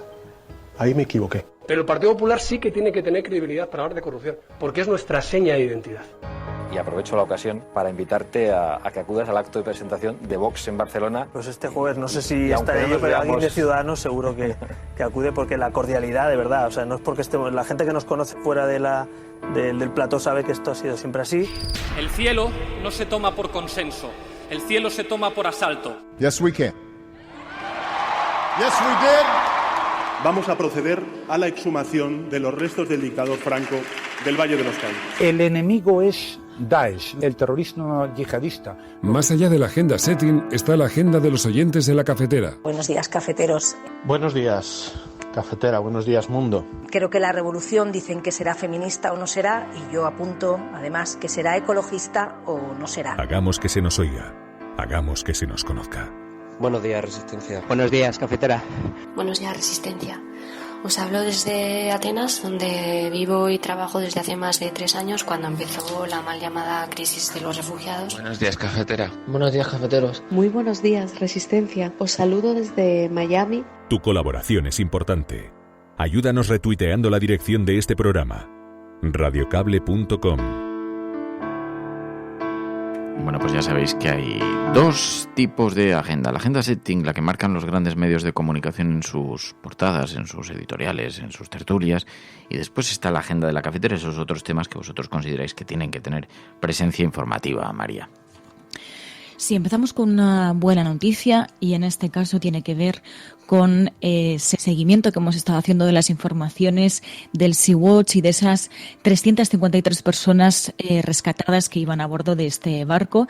Y es que hemos conocido, además nos lo mandabais varias personas a lo largo de la tarde de ayer, y es que las 353 personas rescatadas por el Sea-Watch han sido transferidas ya a un barco en Palermo.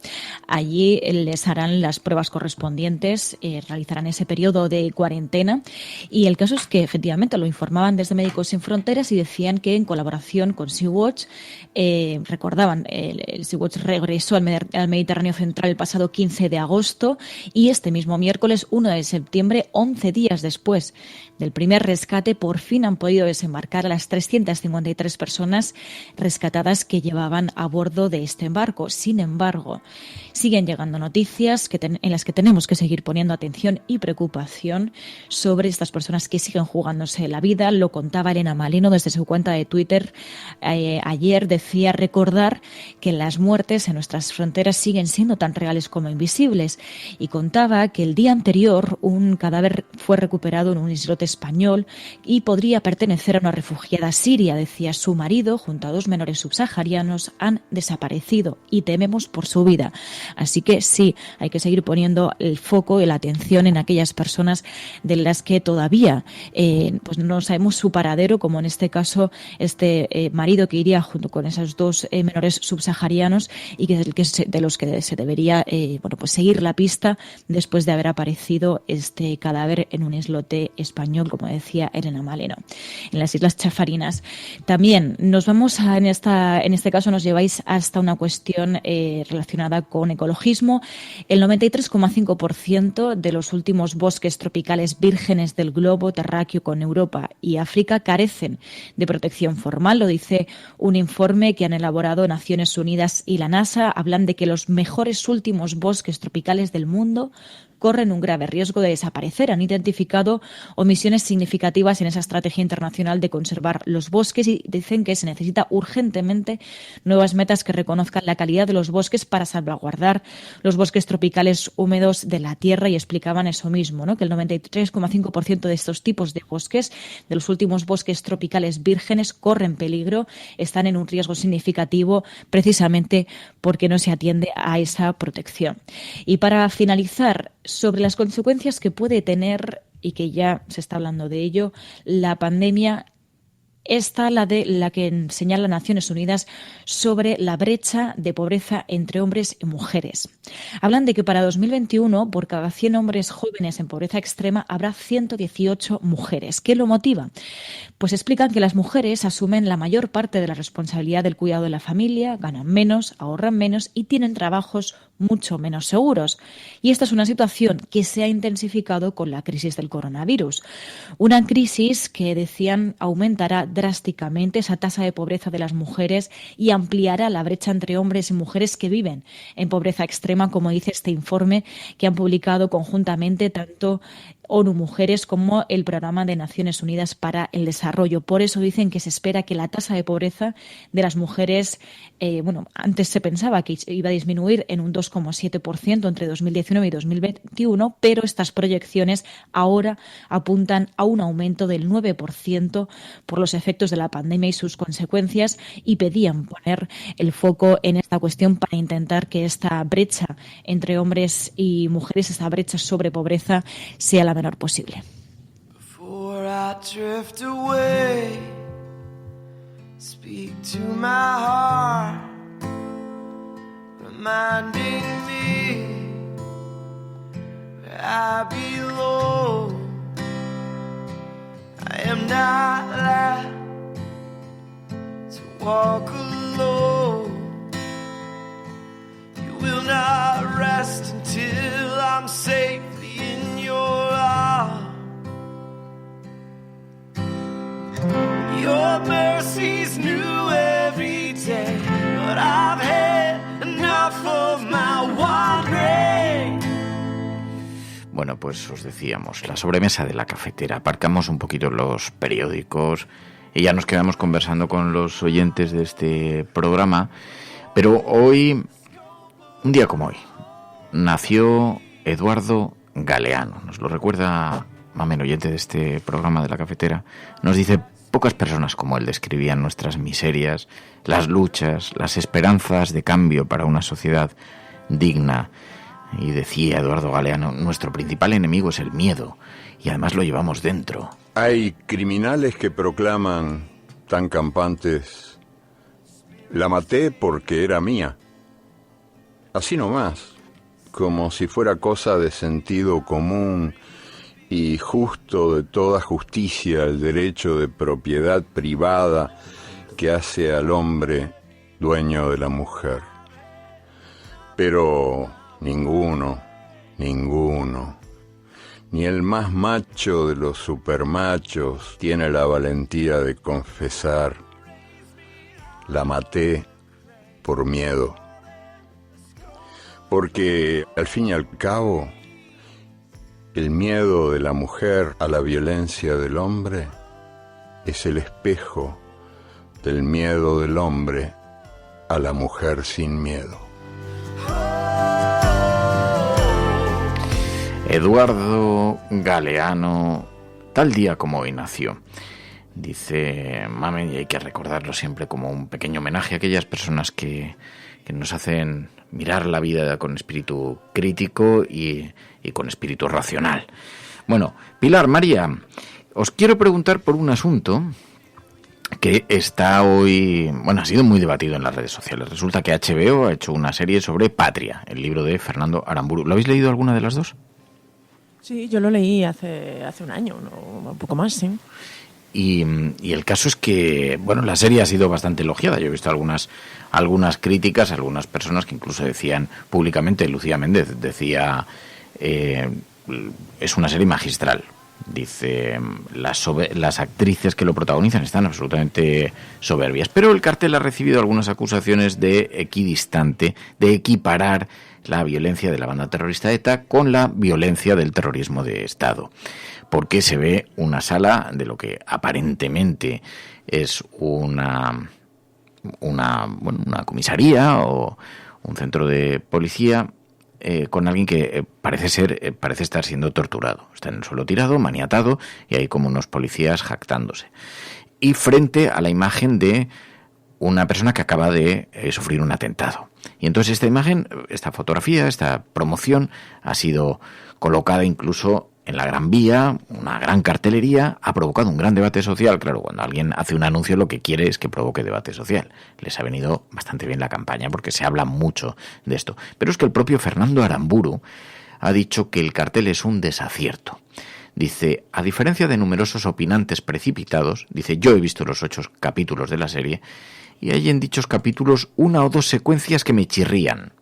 Pero la trama en líneas generales es próxima a lo que yo conté en la novela, con una clara división entre quien sufre y quien hace sufrir, pero al mismo tiempo con un nítido propósito, mostrar la circunstancia humana de cada uno de los personajes. Dice, juzgo que este primer cartel, dice, seguirán otros menos susceptibles, según creo, de generar polémica, no es suficiente para formarse una impresión completa de la serie, por más que ésta incluya como mi novela un episodio de los malos tratos en comisaría, cosa que solía ocurrir, si bien a espaldas de la ley. Ley que, como se sabe, fue aplicada en ocasiones con resultados condenatorios. Atribuyo el cartel a una estrategia de marketing que no comparto. Incumple una norma que yo me impuse cuando escribí el libro, no perder de vista el dolor de las víctimas del terrorismo, tratarlas con empatía y con el cariño que se merecen. Y la serie, en mi opinión, sí lo hace. Dice Fernando Aramburu que separa el cartel de HBO de los resultados de la serie. Así que, debate colocado. Yo no sé si... ¿Habéis visto el cartel, María? Sí. ¿Qué te ha parecido? Hombre, evidentemente es una manera, ¿no?, de equiparar una cosa con otra en el término de diseño, claro. Y yo creo que también esto nos tiene que hacer reflexionar sobre también la importancia de la contextualización. Yo creo que es importante también que el propio autor de este libro se haya posicionado al respecto. Y también yo creo que lo que evidencia es que hay muchas cosas de las que todavía no se ha hablado en este país, o no lo suficiente, ¿no? Porque el hecho de que haya tanta polémica con este cartel no solamente habla de un cartel, sino también habla de un debate que igual no se ha producido lo suficiente en este país. Luego está el debate sobre el relato que se ha contado posteriormente. Yo recuerdo alguna conversación con el Partido Popular cuando ETA finalmente anuncia su disolución, que decía en el Partido Popular, lo que no pueden es imponer su relato. No hubo una batalla de dos, hubo un Estado que ganó, y entonces se trataba de impulsar ese discurso en los medios de comunicación, que yo decía, bueno, es cierto que hay un relato, pero es que no solo hay una historia, hay muchas historias detrás de lo que hubo, de lo que sucedió en Euskadi. Dice Estefanía Molina, una periodista, puso un tuit ayer que ha sido también muy polémico, muy comentado, porque dijo, la historia es una. Hubo una banda terrorista y asesina llamada ETA, que se cobró muchas vidas inocentes, de forma sanguinaria, pero fue derrotada y disuelta por la fortaleza del Estado democrático y de derecho gracias a la labor de la política, las fuerzas de seguridad y la justicia. Bueno, es cierto que esa es una de las historias de lo que ocurrió, pero hubo otras historias.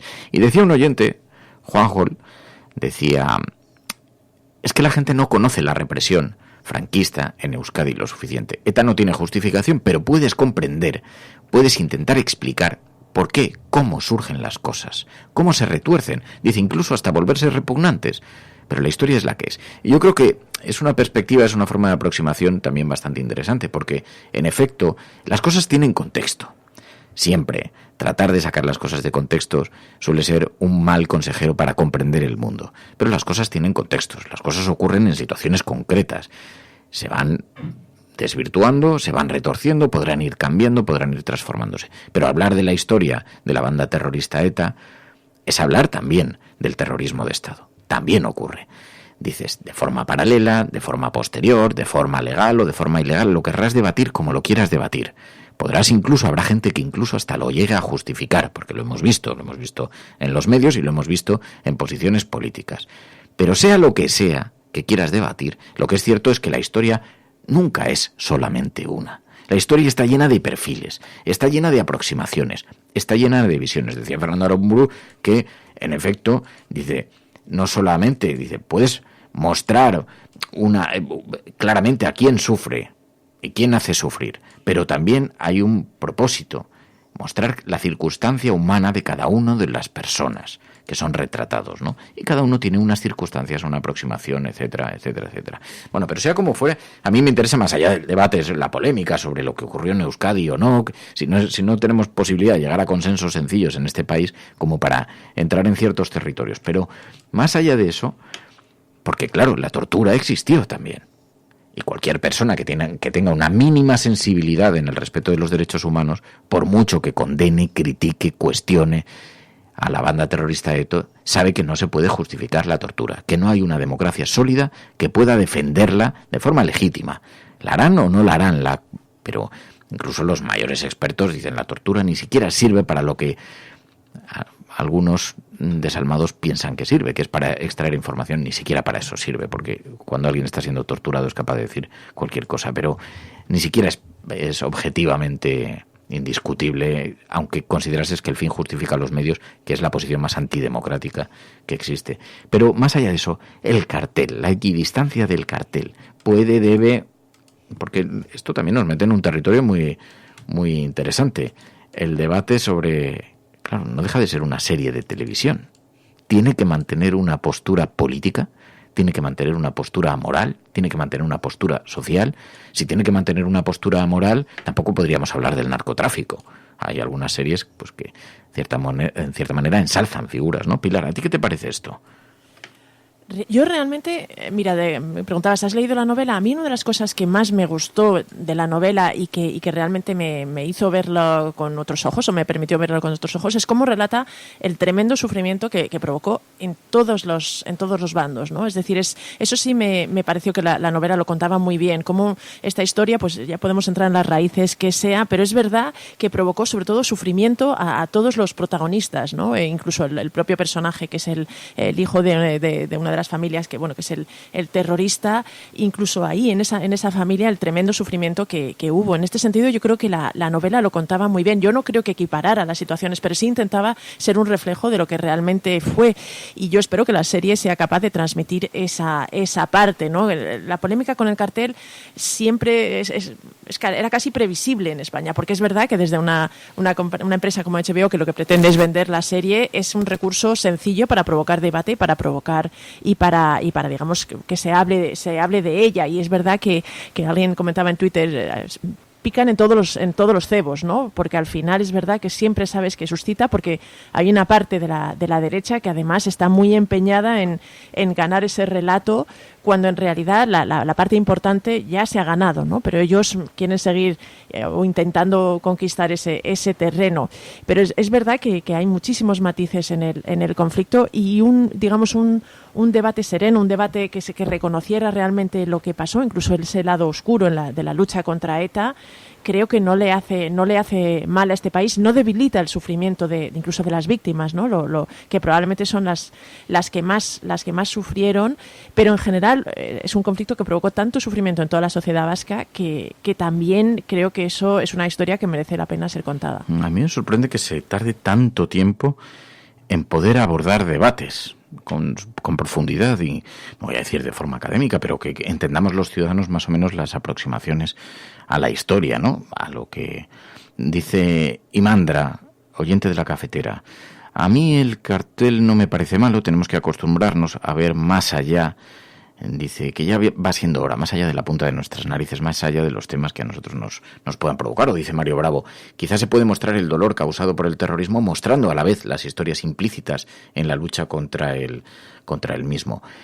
Y bueno, pues es la polémica del día. Está, os lo digo, ha llegado a ser incluso, creo, trending topic. Estoy viendo que está muy posicionada en las noticias de las redes sociales y eso ha hecho que el tráiler de Patria también tenga una extraordinaria difusión, claro, para gloria de los creadores y también del canal HBO.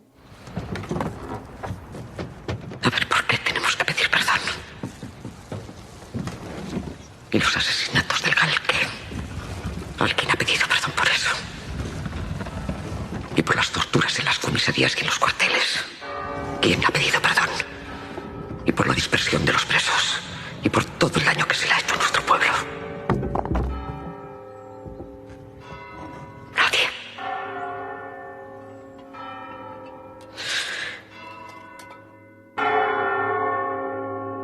Este es el tráiler que HBO publicó el 23 de junio. Claro, obviamente sí parece que estaban buscando una cierta polémica porque el cartel todavía incluso incide un poco en esa idea, pero en el propio tráiler pues ponen mucho énfasis en eso. No provocó tantas reacciones, en aquel momento pasó bastante más desapercibido, ahora ya que ha recuperado un poco con toda la polémica.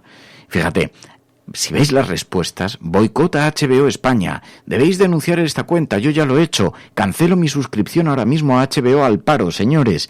Eso sí es la historia de lo que vivimos en España, no equiparéis a víctimas con asesinos.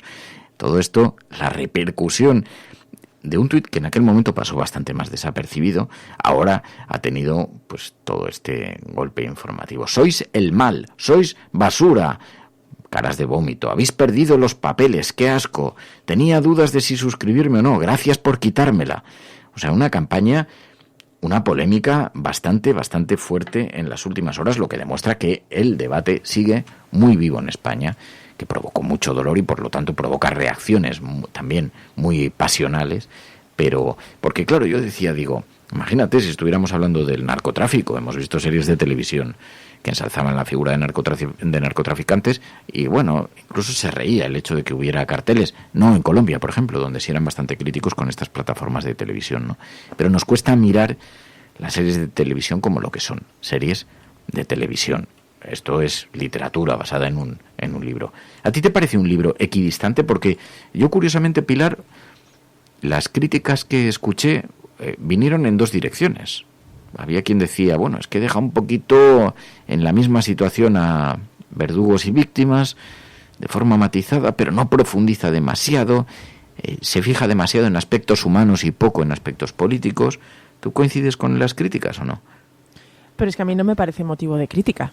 Eso, quiero decir, es solo creo que la gente que lo critica es porque busca una legitimación de su propio punto de vista en todo, ¿no? Es decir, no busca profundizar en lo que sucedió. Yo creo que este libro quizá es lo que enganchó a buena parte de los lectores, que precisamente mostraba un aspecto no tan político, sino humano, de cómo hasta qué punto el conflicto vasco y todo lo que sucedió con ETA pues destrozó a muchísimas familias en la sociedad vasca. Y esto es una historia que es lo que te decía, ¿no? Que quizá no se ha contado lo suficiente, el aspecto político, el aspecto incluso, si me apuras, hasta la lucha sucia contra ETA, pues sí se le ha prestado más atención, pero a toda esta otra parte de cómo afectó a los seres humanos, pues quizás se ha contado menos, y también es una historia, también forma parte incluso de la historia de este país. Entonces a mí eso no me parece un motivo crítico. Yo tampoco creo que equipar el sufrimiento, pero sí muestra el doble sufrimiento en este sentido. Así que, hombre, si me dices estoy de acuerdo, sí, pero es que no me parece un motivo de crítica, al revés. Ahí nos recuerda a Tine Viera que hay otra serie que habla del comienzo de ETA, La línea invisible. Hablamos aquí con Mariano Barroso, con el director, ¿os acordáis? En la temporada pasada, porque también abordaba el nacimiento de la banda terrorista ETA y también desgarro que supuso en la sociedad vasca y en muchas familias, también incluso algunos que tuvieron gente dentro de la banda terrorista. Y La línea invisible, hablamos aquí con su director, y también nos decía la dificultad en un país como este, con Mariano Barroso nos decía, la dificultad en un país como este para abordar estos temas, ¿no? Dice Tineviera, pero decir que hay una sola historia, cuando se sabe que el propio Estado cometió delitos e ilegalidades después de la dictadura, quizá hay muchas historias, hay muchas cosas que merecen ser reseñadas, que merecen ser contadas, que merecen ser explicadas, porque así a lo mejor comprendemos un poquito, bueno, que hay cuestiones pues que lo único que hacen es profundizar en las heridas, que lo único que hacen es estimular todavía más las justificaciones. Así que, dice, quizá escuchar las voces de todas nos harán entender el todo, decía Tineviera también aquí en el debate de la cafetera, con ese hashtag #Garzón en la cafetera, es el hashtag del programa con el que estamos hoy comentando aquí la actualidad. Bueno, pues os vais a encontrar con este debate en las redes sociales, si no lo habéis visto, o lo vais a escuchar, y si estáis fuera de España, pues 3/4 de lo mismo. Veréis que ahora hay una cierta atención sobre Patria y sobre este estreno, así que HBO, con o sin polémica, pero ha conseguido, en todo caso, mucha publicidad. Dice Alexis, un tuitero que ha contestado al tráiler de HBO, a ese tuit que había lanzado la compañía. Dice, solo el tráiler es vomitivo, una sinvergüenza, una sinrazón, una ofensa para los asesinados por ETA. No se puede equiparar a víctimas con victimarios. He cancelado mi suscripción. Yo tengo mucha curiosidad por saber si estas amenazas que saltan muchas veces en las redes sociales y luego se concretan. Si alguien se atreviera en HBO a dar las cifras, si estas cosas provocan realmente esas ondas o la gente tiene cabreos repentinos y luego, bueno, pues se le baja el... No, yo creo que en algunas otras campañas de boicot contra, pues, en concreto contra películas o contra series o contra libros, alguna vez he visto que tienen poco efecto. Es verdad, porque además es difícil valorar, digamos, el efecto contrario, ¿no? El efecto Streisand. La gente que a lo mejor no lo hubiera visto en circunstancias normales y que, sin embargo, pues se entera de la existencia de esta serie o de esta película o de lo que sea precisamente por este boicot, ¿no? Pasó también con la película de Amenábar, por ejemplo, y no creo que le afectara particularmente. Creo que también otras figuras, Santiago Segura también fue objeto de alguna campaña de boicot. En fin, las tenemos bastante frecuentemente, estas campañas de boicot y de rasgarse las vestiduras, y sería interesante realmente saber hasta qué punto tienen efecto, pero hasta ahora, por lo que yo he visto, en general tienen poco. Por lo menos no se habla de que tengan que causen un daño significativo. Mary. Bueno, yo creo que es un poco también luego lo que decíais por aquí, por el chat. Decía por aquí, decían, ¿cuánto porcentaje de los que decían que iban a cancelar su suscripción a HBO realmente estaban suscritos? Que luego también nos habrá, ¿no? Claro, porque luego hay muchas amenazas de esas que en realidad son... que ni siquiera son sinceras. Dice, ya me doy de baja, invito a todo el mundo a hacer lo mismo. Como dicen esto, la mayoría no están suscritos. En fin, tensión y ganas de confrontación. Fer, que dice, mamen, en eso tienes mucha razón, eso es muy inquietante del tiempo que vivimos también, ¿no? Pero bueno, que nos vamos a marchar.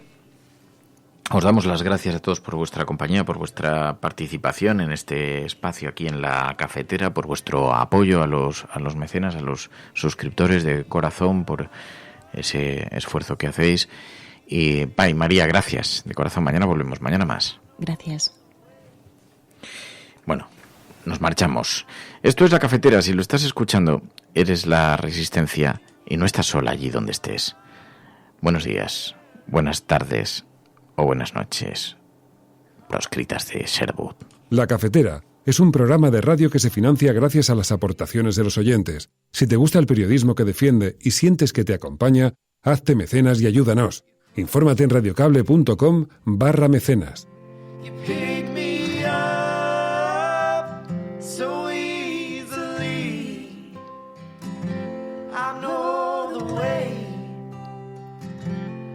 I can be